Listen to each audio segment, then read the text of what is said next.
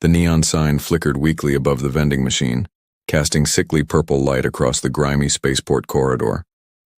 Dave Kramer wiped grease from his hands with an already dirty rag, squinting at the alien symbols scrolling across the machine's display. After 16 hours fixing hyperdrive engines for barely minimum wage, he had exactly $1.37 to his name. Intergalactic lottery experience, he read aloud, the machine's translation software rendering the alien text into choppy English. $1 entry fee, prizes beyond imagination, Dave snorted.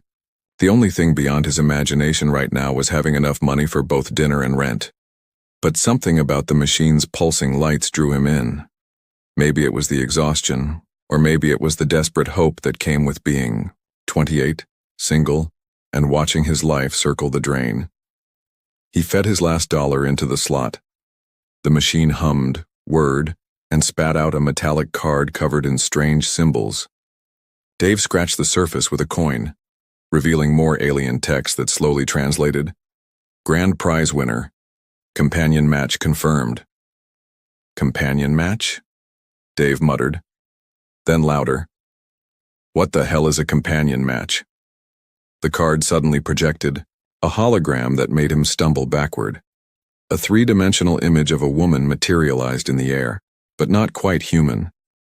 Her skin was a luminous blue that seemed to glow from within, and her hair fell in crimson waves past her shoulders. She was beautiful in a way that made Dave's breath catch, but there was something fierce in her golden eyes, something that spoke of strength and danger. Congratulations, Earth Dweller, the hologram spoke, her voice carrying a musical accent. You have won the Zephyrian Mate Lottery. Prepare for companion arrival. Before Dave could process what he'd just heard, a low rumble filled the corridor. Through the grimy windows, he saw a sleek silver shuttle descending from the star-filled sky. Other late-night workers stopped to stare as the craft landed with barely a whisper in the spaceport's docking bay.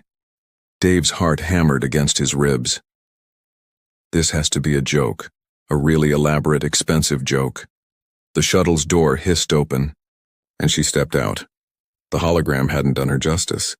In person, Zira, somehow he knew that was her name, moved with the fluid grace of a predator. She wore form-fitting black material that looked like it could stop a laser blast, and various weapons hung from her belt. Her blue skin seemed to shimmer in the spaceport's harsh lighting, and when her golden eyes locked onto his through the window, Dave felt like prey being sized up by a hunter.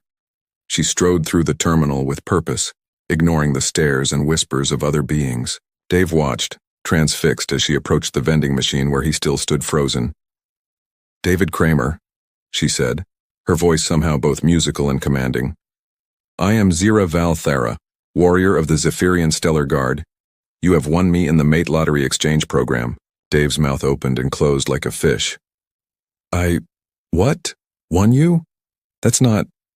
People aren't prizes.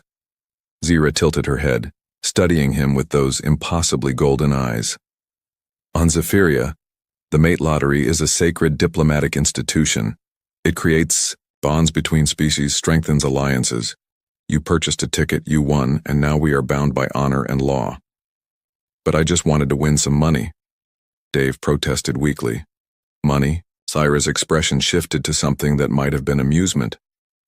Earth Dweller, you have won something far more valuable. You have won a Zephyrian life bond.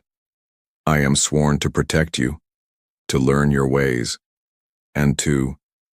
She paused, and for the first time seemed less certain, to be your companion in all things. Dave stared at this magnificent, terrifying woman who had just turned his mundane life upside down. This is insane. Perhaps, Zira agreed, shouldering a travel pack that looked like it could hold a small arsenal. But it is also binding. I suggest we begin with showing me to your dwelling. We have much to learn about each other, David Kramer. As she walked past him toward the exit, Dave caught a scent like alien flowers and ozone. His life had just changed. Forever. And he wasn't sure if he'd won the lottery or been sentenced to beautiful chaos. Dave's apartment had never felt smaller. What had seemed like adequate space for one broke mechanic now felt like a shoebox with Zyra's imposing presence filling every corner. She stood in his living room, hands clasped behind her back, surveying his domain with the analytical gaze of a military strategist. "Your dwelling is compact," she observed diplomatically. "It's called being poor," Dave muttered, suddenly self-conscious about the pile of laundry on his couch and the stack of overdue bills on his coffee table. "Look, about this whole mate thing, life bond," Zyra corrected firmly. "And there is no about it, David Kramer. The lottery is sacred law. I am bound to you until death or formal dissolution." Dave ran his hands through his hair. "Okay, but can we maybe start with figuring out sleeping arrangements? Because I've got one bed, and I will take the floor. Zephyrian warriors are trained to sleep on any surface." She began unstrapping weapons from her belt, laying them out on his coffee table with practiced efficiency. A plasma blade, some kind of energy pistol, and what looked like throwing stars that hummed with their own power. "Jesus, how much firepower do you carry?" "Only the essentials." Zyra paused, studying his expression. "Does my warrior status concern you?" "On Zephyria, strength is valued in a mate. I assumed human males would appreciate a partner capable of protecting them." Dave blinked. On Earth, most guys would be intimidated by a woman who could probably bench press a car. But watching Zyra handle her weapons with such casual competence, he found himself more fascinated than threatened. "It's not that," he said carefully. "It's just, we do things differently here. Dating, relationships, it's usually more gradual." "Dating?" Zyra's head tilted. "This is a human mating ritual?" "Sort of. It's how we get to know each other before." Dave felt heat rise in his cheeks. "Before anything serious happens." Zyra nodded gravely, as if he'd explained quantum physics. "I see. You require courtship protocols. This makes sense. Human bonding lacks the psychic elements of Zephyrian mating." "Psychic elements?" "Zephyrians share emotional resonance with their chosen mates. We feel each other's desires, fears, needs." Her golden eyes studied him intently. "I sense nothing from you but confusion and arousal." Dave choked on air. "You can sense your body temperature elevated when you observed me removing my weapons. Your pupils dilated. Your breathing changed." A small smile played at the corners of her mouth. "These are universal signs of attraction even without psychic connection." Dave wanted to disappear into his second-hand couch. "Look, can we establish some ground rules? Like maybe not analyzing my biological responses? If this troubles you." Zyra sat on the edge of his coffee table, her movements fluid and controlled. "Tell me about human courtship. How do I properly court you, David Kramer?" The formal way she said his full name sent an unexpected shiver down his spine. "Well, usually we start with conversation, getting to know each other. Maybe going out, for meals, activities. Hunting together builds bonds." Zyra agreed enthusiastically. "What prey do humans typically pursue during courtship?" "Not that kind of hunting. More like restaurants, movies, walks in the park." Zyra looked genuinely puzzled. "Humans court by consuming prepared food and observing fictional narratives? When you put it like that, it sounds pretty weird. All courtship rituals are strange to outsiders." Zyra leaned forward, close enough that Dave caught that intoxicating scent again. "Tell me, what would please you? I am warrior trained in many skills, but human satisfaction is new territory." Dave's mind went places it shouldn't. "Maybe we could start with you telling me about your world. Your life before this." Something shifted in Zyra's expression. "Zephyria is a harsh world. We are raised from birth to fight, to protect, to serve our clans. I have been a warrior for 15 years, since I completed my trials at age 13. 13? That's just a kid. Childhood is luxury we cannot afford. The galaxy is dangerous, filled with species that would conquer or consume us." Zyra's voice carried old pain. "I have seen too many worlds fall because their people were too soft, too unprepared." Dave found himself leaning closer. Is that why you joined this lottery thing, diplomatic bonds? Zira's laugh held no humor. I was volunteered. My commanding officer felt I had become too focused on duty, too isolated from normal life. She said winning a human mate would teach me about connection beyond warfare. And what do you think? Zira studied him for a long moment. I think human David Kramer is more complex than I anticipated. You show fear, but do not flee. You express attraction, but maintain honorable distance. You are... She paused, searching for words. Interesting. Dave felt something warm unfurl in his chest. You're pretty interesting yourself.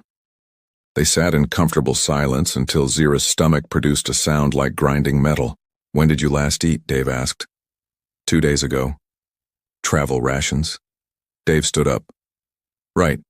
First human courtship lesson. We feed each other. I'll make dinner.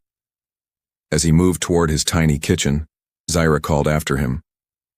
David Kramer? Yeah. Thank him.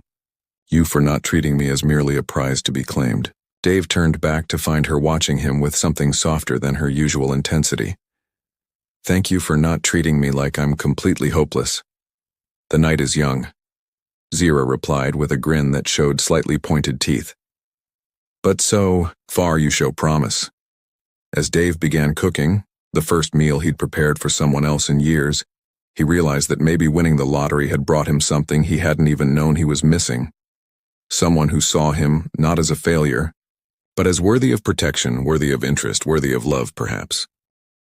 3 weeks of cohabitation had established a routine that neither Dave nor Zira had expected to work. She rose before dawn for combat practice in the building's parking lot. He stumbled to work smelling like coffee and engine grease, and they reconvened each evening to navigate the minefield of interspecies romance. Tonight was different. Tonight was their first official human date. Dave fidgeted with his collar as they walked toward the restaurant. He'd blown half a paycheck on decent clothes and a reservation at Romano's. Not fancy, but clean with actual tablecloths and everything. You seem agitated, Zira observed. She'd chosen to wear a flowing dress that somehow made her blue skin luminous under the streetlights. Her red hair caught the breeze like living flame. Nervous, Dave corrected. This is important. First real date. We eat together every night. That's different. This is... He struggled to explain. Public. Official. Like we're announcing to the world that we're together. Zira stopped walking, turning to face him fully. Are we?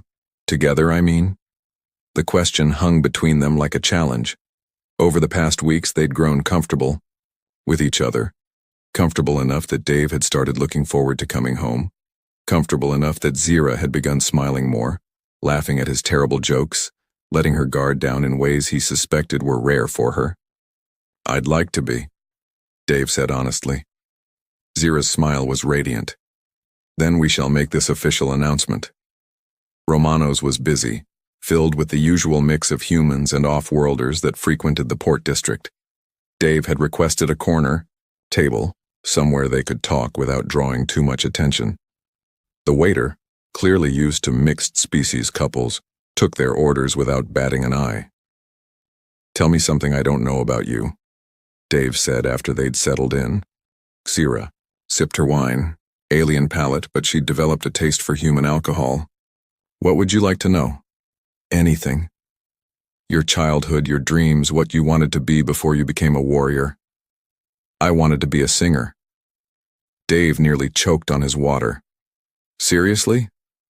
Zephyrian music is different from human music. We sing the stories of our ancestors, the great battles, the love songs that bind souls. Her voice took on a wistful quality. But singers are considered soft, impractical. My clan needed warriors. Sing something for me. Zira shook her head. Not here. Too public, too exposed. Later then. She nodded, then leaned forward conspiratorially. Your turn. What did David Kramer dream of becoming? Aerospace engineer. Wanted to design ships that could reach other galaxies. Dave laughed ruefully. Instead, I fixed broken engines for cargo haulers. Engineering is honorable work. Ships need skilled hands to keep them flying. Yeah, but it's not exactly reaching. For the stars. Zyra reached across the table, her blue fingers intertwining with his. Perhaps your stars were closer than you thought. The touch sent electricity up Dave's arm. Her skin was warm, softer than it looked, and he found himself wondering what it would feel like to... A commotion near the bar interrupted his thoughts. 3 large humans had cornered a smaller alien, their voices raised in the kind of aggressive tone that usually meant trouble. Damn off-worlders taking our jobs, crowding our stations, one of them slurred. Zyra tensed, her hand moving instinctively toward where her weapons would normally hang. But this was a date, civilian clothes, no armaments. Stay here, Dave started to say. But Zyra was already moving. She crossed the restaurant with fluid grace, positioning herself between the bullies and their victim. Dave couldn't hear what she said, but her posture spoke volumes, every line of her body radiating controlled danger. The largest human laughed and reached for her. Big mistake. Zyra's response was lightning quick and devastating. She caught his wrist, twisted, and suddenly the man was on his knees, face contorted in pain. His friends moved to help but found themselves facing a woman whose golden eyes had gone cold as winter stars.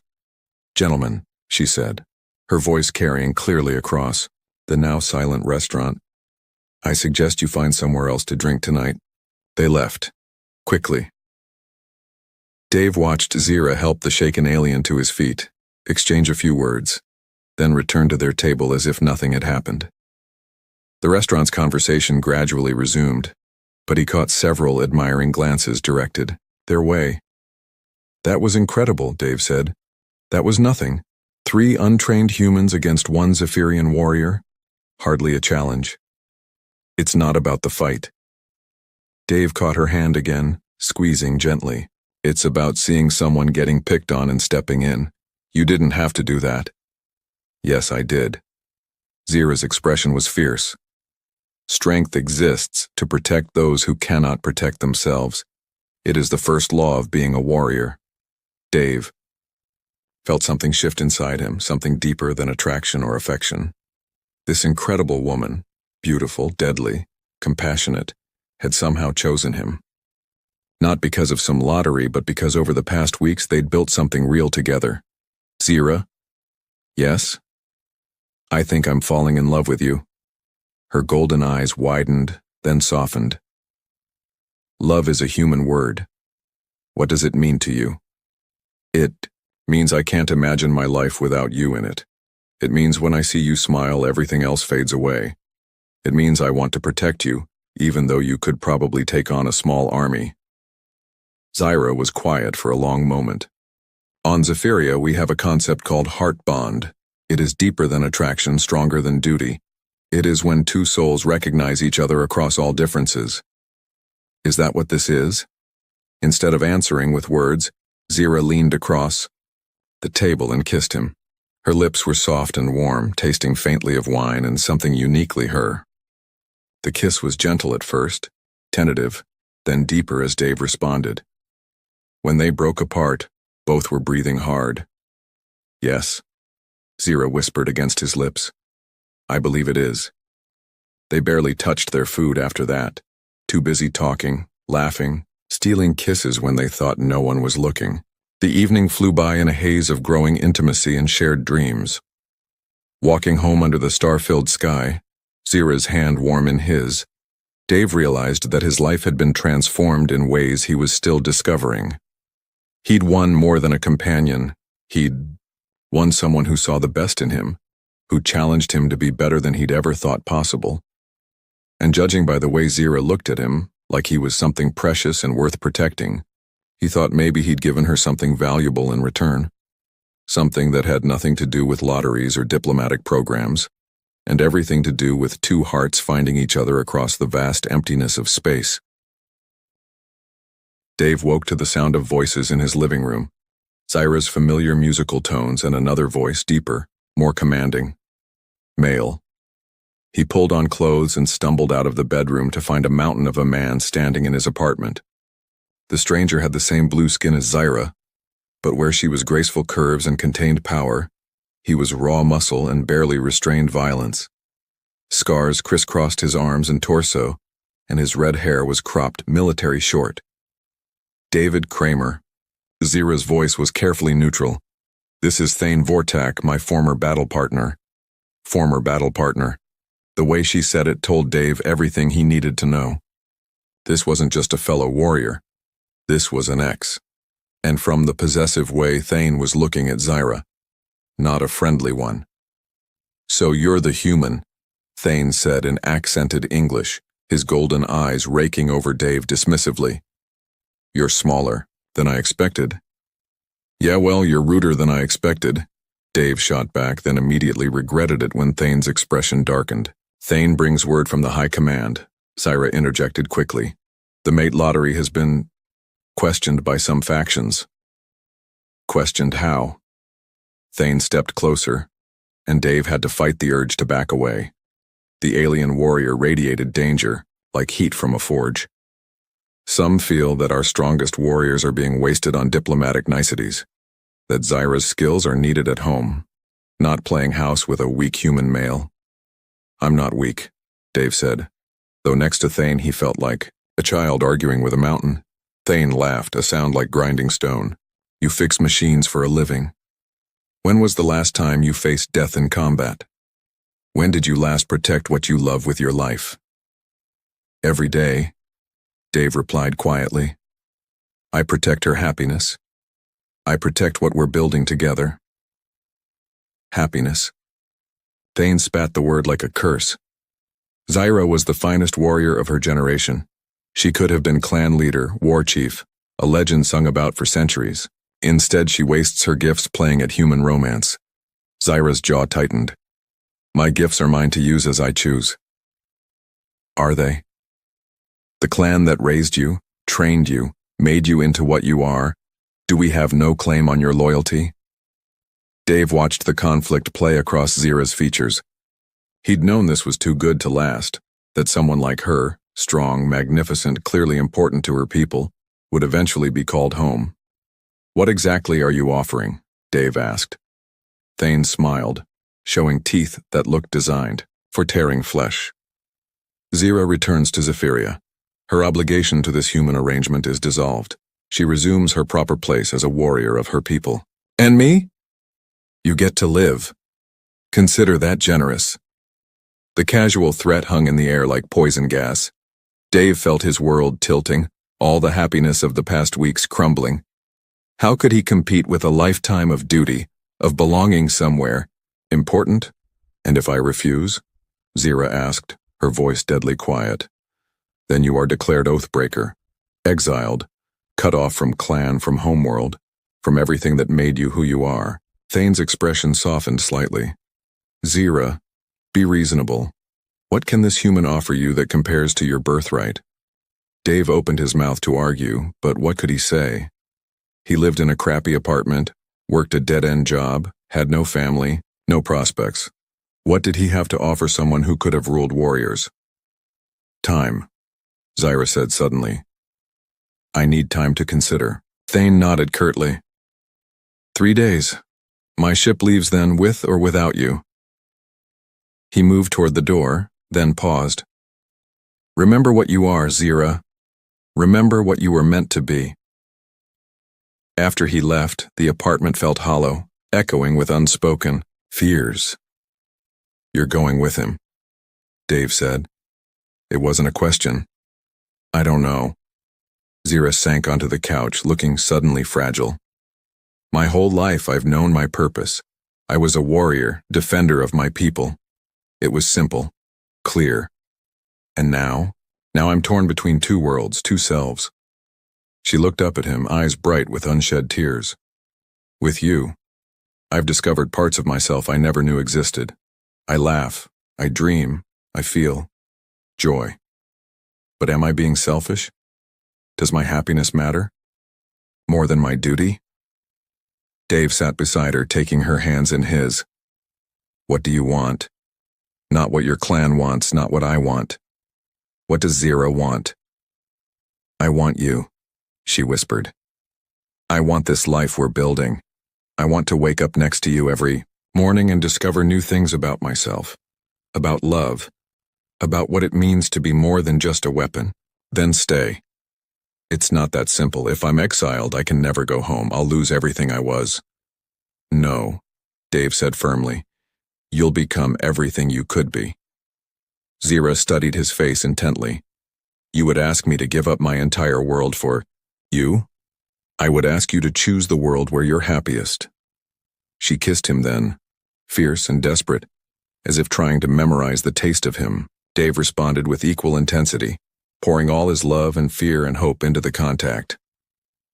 They moved to the bedroom without words, hands exploring familiar territory made new by urgency. Dave traced the luminous patterns of her skin while she mapped the scars from his work-roughened life. They made love with a passion edged by the possibility of loss, every touch a promise, every caress a prayer. Afterward, lying tangled in sheets and moonlight, Zira spoke softly against his chest. If I stay, if I choose exile for love, will you think me weak? I'll think you the strongest person I've ever known. Dave replied, stroking her hair. It takes more courage to choose happiness than to follow duty. And if I go? Dave's chest tightened, but he forced himself to be honest.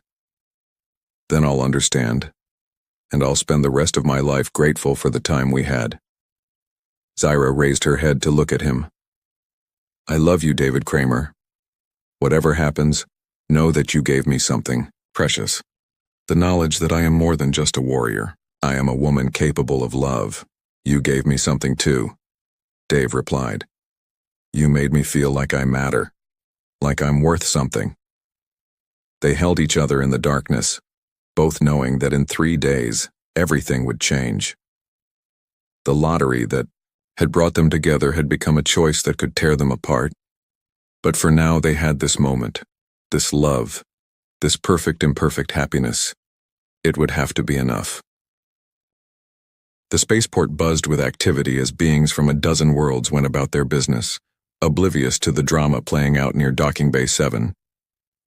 Dave stood beside Zira, watching Thane's ship prep for departure, and tried to memorize every detail of her face. She'd been quiet all morning, the weight of her decision pressing down on both of them like gravity from a dying star. Last chance, Thane called from the ship's ramp. The engines are warming up. Zira stepped forward and Dave felt his heart crack, but instead of boarding, she turned to face both men. I have made my choice, she announced, her voice carrying the authority of a born leader. But first I invoke the right of challenge. Thane's eyebrows shot up. Challenge? On what grounds? You question my judgment, my worthiness to choose my own path. You claim my human is weak, unworthy of a Zephyrian. Warrior's bond. Zira's golden eyes blazed with determination. I challenge that assertion. Zira, no. Dave started, but she silenced him with a raised hand. The right of challenge is sacred law, she continued. If David can prove his worth against a Zephyrian warrior standards, then my choice is validated and my clan must honor it. Thane laughed, a sound like breaking stone. You want me to fight your pet human? I could kill him without effort. Not you, Zira said calmly. The challenge is mine. To issue and design, David will face me. Dave's blood turned to ice water. Fight you? Zira, I can't. Not combat, she said quickly, her voice softer now. Strength comes in many forms. On Zephyria, we have 3 trials of worthiness: combat prowess, strategic thinking, and heart courage. I propose David face challenges in each area, adapted for human capabilities. Thane considered this, clearly intrigued despite himself. And if he fails? Then I will return to Zephyria willingly, accepting exile from his life. Zira's voice remained steady, but Dave caught the slight tremor in her hands. But if he succeeds, you report to the High Command that my human mate has proven himself worthy by Zephyrian standards. A crowd was gathering now, drawn by the tension and formal language. Dave recognized several faces from Romano's restaurant, including the alien Zyra had defended weeks ago. I accept these terms, Thane declared, but I choose the challenges. Agreed, Zyra said before Dave could protest. Thane's smile was predatory.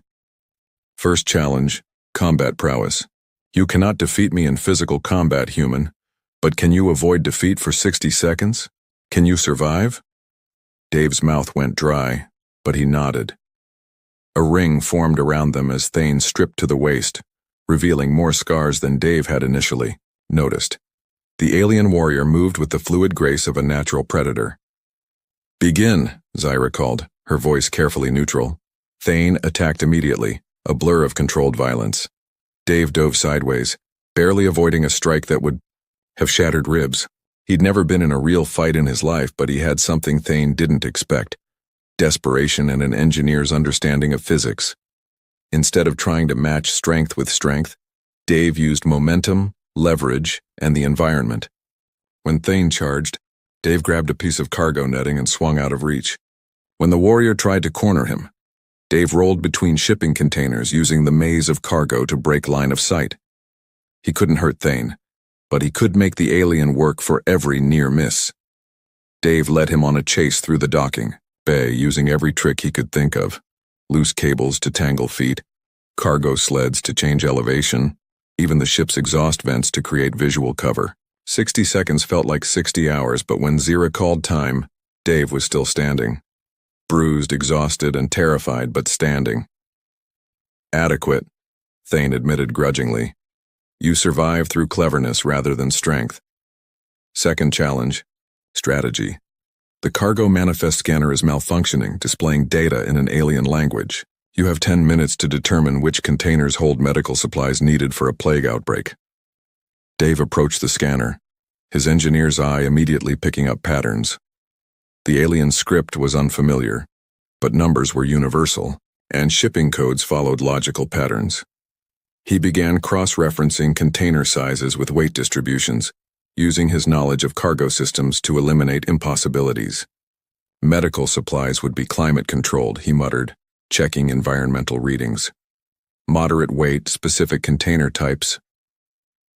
9 minutes later, he'd identified 6 containers. When opened, all 6 contained medical equipment. Thane looked genuinely impressed. Your mind works differently than ours, but effectively. Final challenge, heart courage. His expression grew solemn. Tell me, human, why you are worthy of Zyra's love. But know this: if you lie, if you exaggerate, if you claim more than truth, I will know, and you will fail. Dave looked at Zyra, at her beautiful, worried face, at the woman who had transformed his life simply by seeing something in him worth protecting. I'm not worthy of her, he said quietly, his words carrying clearly in the sudden silence. I'm nobody special. I fix broken things for a living. I live paycheck to paycheck, and before she came into my life, I was just existing. Thane frowned, but Dave continued. But she makes me want to be better. Every day I try to become someone deserving of her smile, her laugh, her trust. I can't offer her glory or conquest or a place in legend. All I can offer is this: I will spend every day for the rest of my life trying to make her happy. I will protect what we have together with everything I am. And I will never ever take for granted the miracle of being loved by someone so extraordinary. Dave took a shaky breath. She could have anyone. Warriors, leaders, heroes. Instead, she chose me. Not because I'm strong or smart or brave, but because somehow together we're better than we are apart. That's not worthiness, that's love, and love doesn't care about deserving. The crowd was silent. Even the ambient noise of the spaceport seemed muted. Thane studied Dave for a long moment, then slowly nodded. Heart courage, he said finally. The rarest strength of all. You have it, human. He turned to Zyra. I will report to the High. Command that your mate has proven himself by our standards. Your choice is validated. Zyra's face lit up like a star going nova.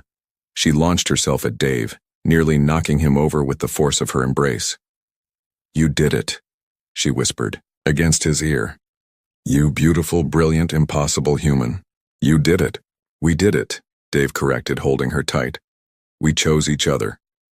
Thane approached them one final time. Zyra, you are still welcome to return to Zephyria someday, both of you. A warrior who inspires such love, and a human who faces impossible odds for that love, you would be valued among our people. Maybe someday, Zyra replied, but for now Earth is home. As Thane's ship lifted off, disappearing into the starfield above, Dave and Zyra stood together in the docking bay, surrounded by well-wishers and new friends. So what now? Dave asked. Zyra smiled, the expression radiant with joy and possibility. Now we build our life together. We explore this galaxy as partners, as equals, as two souls who found each other across impossible odds. Sounds perfect. 6 months later, Dave woke in a much nicer apartment to the smell of Zyra's attempt at human breakfast cooking. Through the window, he could see the shipyard where he now worked as head engineer. A promotion that had come after he'd designed a revolutionary new hyperdrive coupling that made ships 30% more efficient. Funny how loving someone extraordinary could make you discover your own hidden strengths. Good morning, my heart, Zyra called from the kitchen, using the endearment she'd taught him in her own language. Good morning, beautiful, Dave replied, padding out to wrap his arms around her waist. She leaned back against him, and he marveled again at how perfectly they fit together. The blue-skinned warrior and the human mechanic, the woman who could fight armies and the man who fixed broken things. They'd won more than a lottery. They'd won a love that transcended species, worlds, and expectations. And every morning, Dave woke up grateful for that $1 ticket that had changed everything.